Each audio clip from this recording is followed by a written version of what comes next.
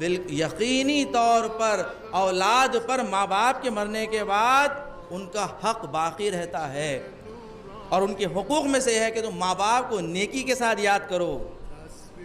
اپنے گزرے ہوئے ماں باپ کو اچھائی کے ساتھ نیکی کے ساتھ یاد کرو، اور ان کے لیے ایصال ثواب کیا کرو، نیکیاں ایصال کیا کرو، بھیجا کرو، اس لیے کہ وہ محتاج ہوتے ہیں۔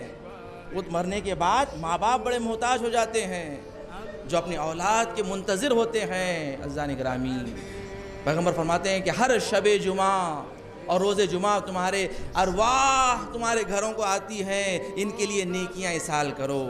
ثواب کرو۔ آیت اللہ العظمیٰ محمد تقی بہجت کے پاس ایک شخص آتے ہیں، آقائے مہدی فقیہی جس کا نام تھا، انہوں نے ذکر کیا اس واقعے کو، کہا کہ میں آقا بہجت کی خدمت میں گیا اور کہا آقا ایک استخارے کی زحمت ہے، ایک استخارہ کرنا چاہتا ہوں، تو آپ نے فرمایا کہ تم فاتح کبیرہ سے مدد کیوں نہیں لیتے؟ کہا آقا یہ فاتح کبیرہ کیا ہے؟ کہا فاتح کبیرہ وہ ہے کہ اگر کسی میت پر پڑھی جائے اور کسی قبر پر جا کر پڑھی جائے تو پروردگار دو عالم پڑھنے والے کے تمام گناہوں کو بخش دیتا ہے اور مرنے والے کے لیے ایک خزانہ اسے نصیب کرتا ہے۔ اس کے بعد آپ نے فرمایا فاتح کبیرہ یہ ہے، کہا ایک مرتبہ سورہ حمد کی تلاوت اور ایک مرتبہ چار خل کی تلاوت اور 7 مرتبہ سورہ قدر کی تلاوت، انا انزلناہ فی لیلۃ القدر کی تلاوت 7 ٹائمز 7 مرتبہ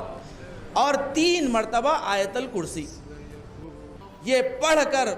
اس مرنے والے کے لیے، اس قبر میں دفن ہونے والے کے لیے اگر ایصال ثواب کر دو گے تو خزانہ ہوگا اور تمہاری زندگی میں ایسی گشائش ہوگی کہ تمہیں کبھی استخارے کی ضرورت نہیں ہوگی۔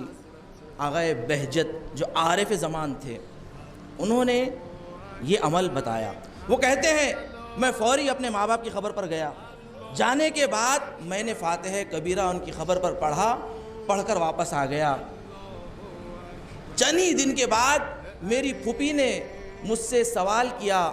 کہ بتاؤ کہ تم نے ایسا کیا اپنے ماں باپ کے لیے نیک کام کیا ہے؟ انہوں نے کہا کہ آپ کیا کہنا چاہتی ہیں؟ کہا کہ تمہارے ماں باپ کو خواب میں دیکھا کہ بہترین باغ میں ہے اور ان کے سامنے ایسا تشت رکھا ہوا ہے کہ جو سونے اور جواہرات سے بھرا ہوا ہے، سونے اور جواہرات سے بھرا ہوا ہے وہ تشت،